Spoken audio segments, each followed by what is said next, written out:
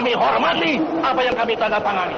Kami hormati. Pada era kepemimpinan Soekarno, militer Indonesia pernah menjadi momok menakutkan bagi negara-negara yang ada di Asia Tenggara maupun Selatan. Bahkan, negara kita ini sampai dijuluki macan Asia oleh negara-negara tetangga.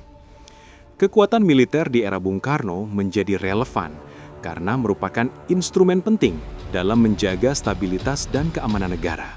Sementara Indonesia terus berusaha memperkuat posisinya di panggung internasional.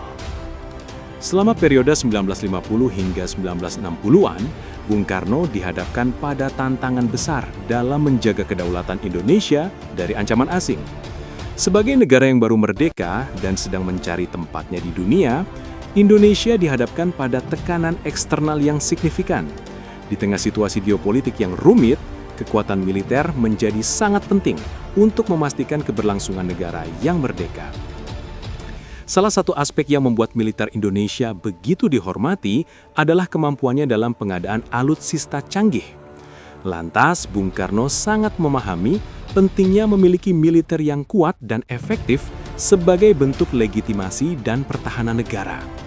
Maka modernisasi dan pembangunan militer menjadi prioritas utama dalam agenda politiknya, dengan tujuan meningkatkan kekuatan pertahanan Indonesia, serta untuk mendapatkan pengakuan dari masyarakat internasional. Dalam upaya memperkuat militer, Indonesia menjalin kerjasama dengan berbagai negara, terutama dengan Uni Soviet.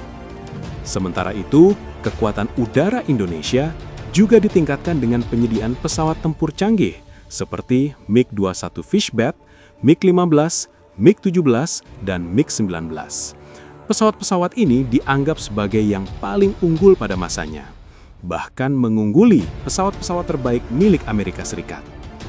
Indonesia juga memiliki 26 pembom strategis jarak jauh Tupolev T-16, menjadikannya salah satu dari 4 negara di dunia yang memiliki kapasitas pembom strategis semacam itu.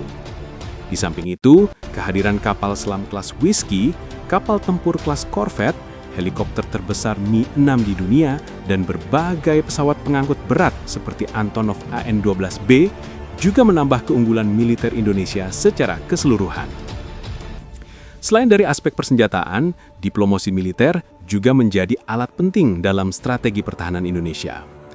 Bung Karno menggunakan diplomasi militer untuk memperkuat hubungan dengan negara-negara lain dan memastikan dukungan internasional terhadap Indonesia sebagai negara merdeka.